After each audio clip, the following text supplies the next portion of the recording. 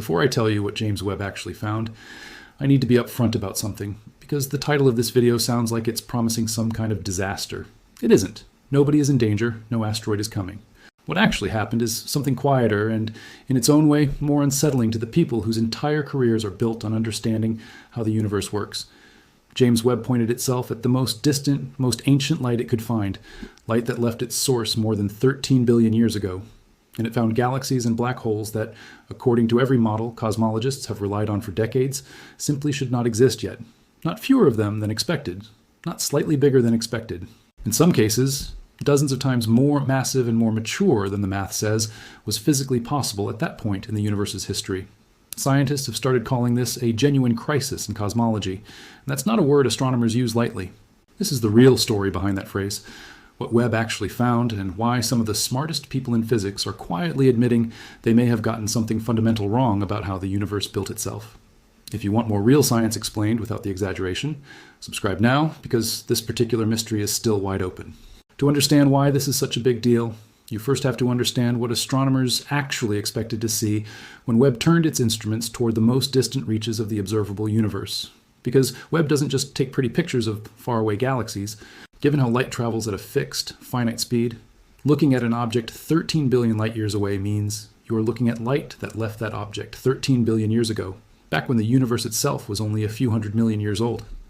In effect, the deeper Webb looks into space, the further back in time it's actually seeing. And one of its primary scientific missions from the very beginning was to look as far back as physically possible, toward the very first galaxies that ever formed after the Big Bang.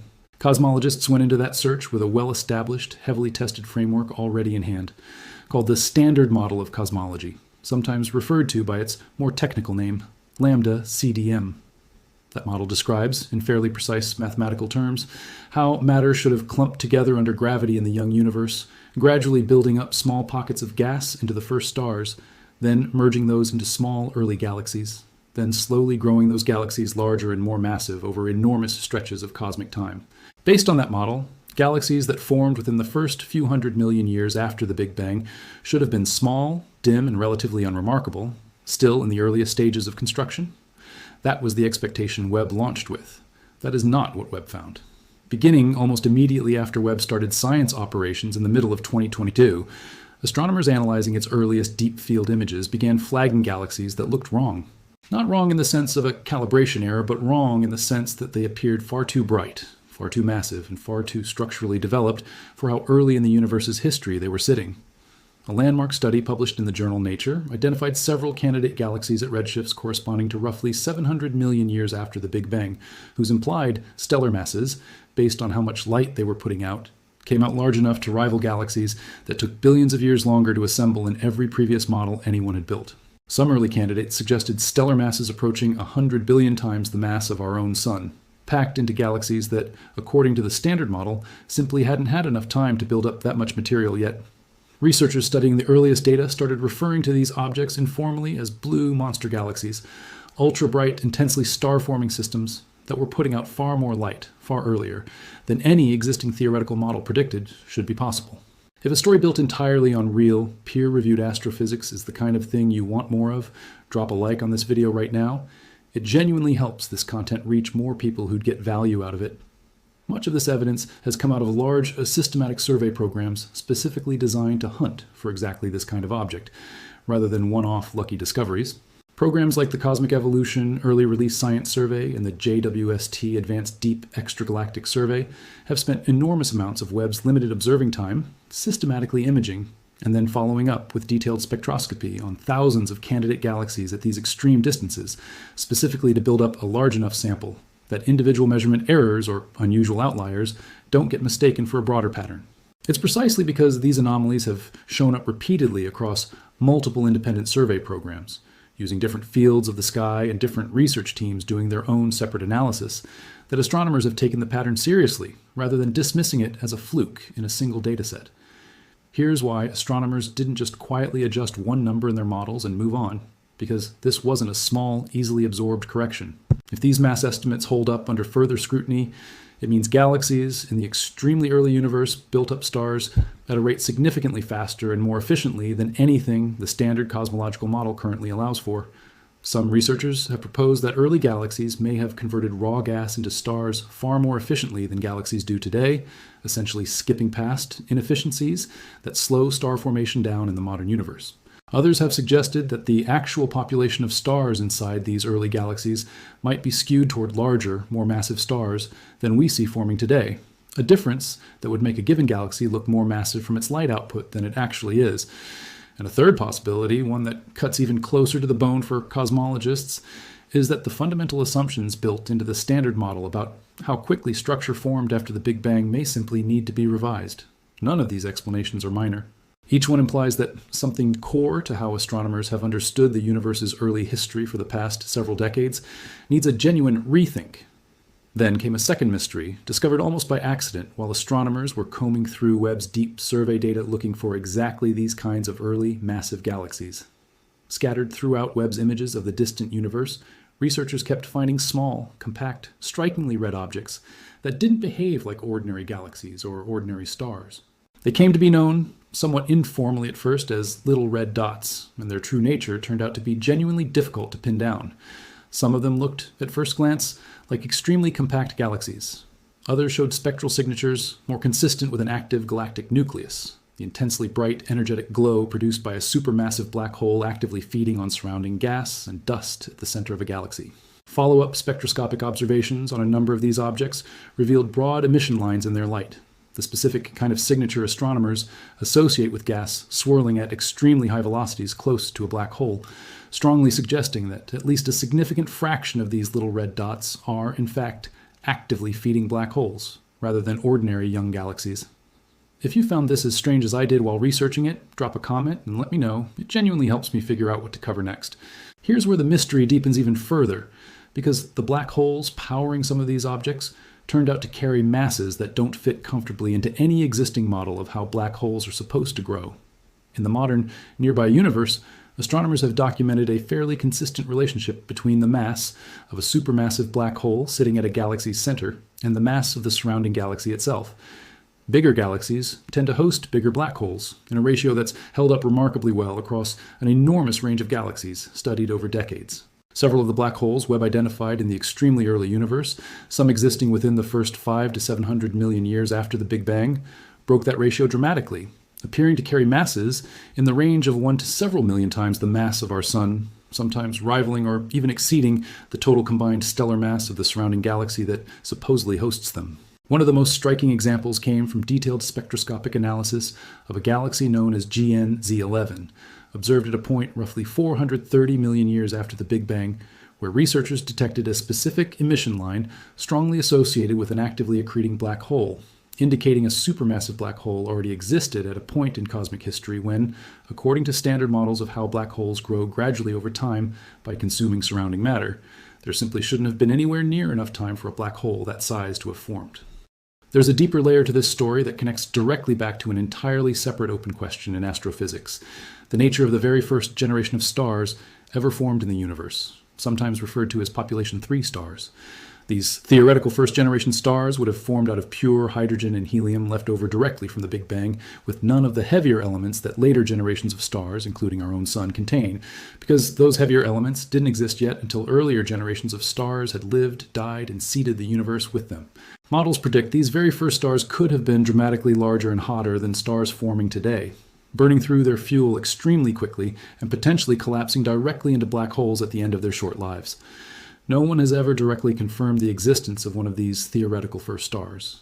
But if early galaxies really were forming stars unusually efficiently, and if some of the earliest black holes really did form through unusually fast or unusual mechanisms, both mysteries may ultimately trace back to the same underlying cause: a first generation of stars that behaved meaningfully differently than anything forming in the universe today. That specific problem, overmassive black holes appearing far too early and far too large relative to their host galaxies, is arguably the single most disruptive thread running through all of Webb's early universe findings, because the standard explanation for how supermassive black holes form, starting from a relatively small stellar mass seed and slowly growing larger over billions of years by consuming surrounding gas, simply doesn't leave enough time to reach the masses. Webb is finding this early in cosmic history. Researchers have proposed a handful of alternative explanations to try to close that gap. One possibility is that some early black holes formed through a process called direct collapse, where an enormous cloud of primordial gas collapses straight into a black hole without ever passing through an intermediate stage as a star at all, potentially producing a seed black hole that starts out dramatically more massive than the stellar remnants that seed black hole growth in the modern universe. Another possibility is that early black holes may have grown through a period of extremely rapid feeding, consuming matter at rates that exceed what astronomers call the Eddington limit, a theoretical ceiling on how fast a black hole can typically absorb surrounding material without the resulting radiation pressure blowing that material away before it can fall in. Both explanations remain genuinely unresolved and actively debated within the research community, and neither one is considered a settled answer yet. It's worth pausing to underline just how unusual it is for working scientists to openly use language like crisis when discussing their own field, because that word gets thrown around loosely in headlines all the time. But researchers studying this specific problem have used it themselves deliberately to describe the tension between what Webb keeps finding and what the standard cosmological model predicts should be there. That's not marketing language cooked up by a press office. That's a genuine acknowledgement from inside the field that something in the current picture of how the early universe assembled itself doesn't yet add up cleanly, and that resolving it may require real, substantive changes to models that have otherwise worked extremely well for describing the universe we can observe closer to home. It's important to be clear about what this crisis actually is and isn't, though, because it would be easy to walk away from a story like this, thinking cosmology itself is somehow broken or that scientists don't understand the universe at all. That's not accurate. The broader framework of the Big Bang, the expansion of the universe, and the general timeline of cosmic history remains extremely well supported by an enormous range of independent evidence gathered over decades, from the cosmic microwave background radiation to the observed abundance of light elements to the large-scale structure of galaxies we see today. What Webb has actually done is expose a genuine, specific tension in one particular corner of that framework, exactly how quickly the very first galaxies and black holes assembled themselves in the first several hundred million years after the Big Bang.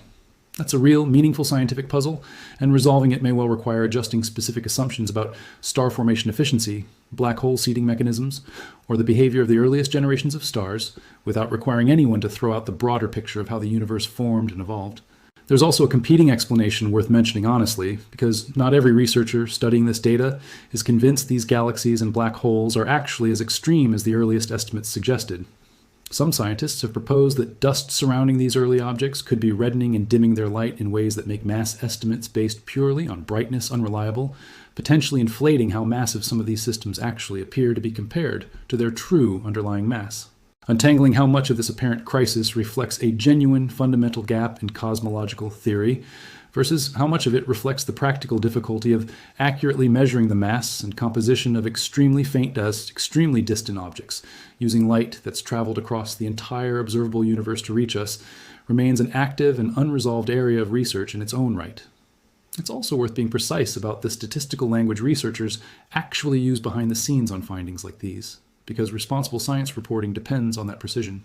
Some of the more dramatic individual claims about specific overmassive early galaxies or black holes remain measured at what statisticians call moderate confidence levels, strong enough to be worth publishing and taking seriously, but not yet at the extremely high confidence threshold, often referred to as 5 sigma, that physicists traditionally require before declaring a result fully confirmed beyond reasonable doubt. That distinction matters. It means some of the most eye-catching individual examples could still shift as more data comes in, even while the broader pattern across dozens of independent candidates continues pointing in the same general direction. Good science reporting holds both of those things at once, a genuinely significant, repeatedly observed pattern, alongside honest uncertainty about exactly how extreme any single example within that pattern really is. So where does that actually leave things right now, heading into the next phase of Webb's ongoing survey work?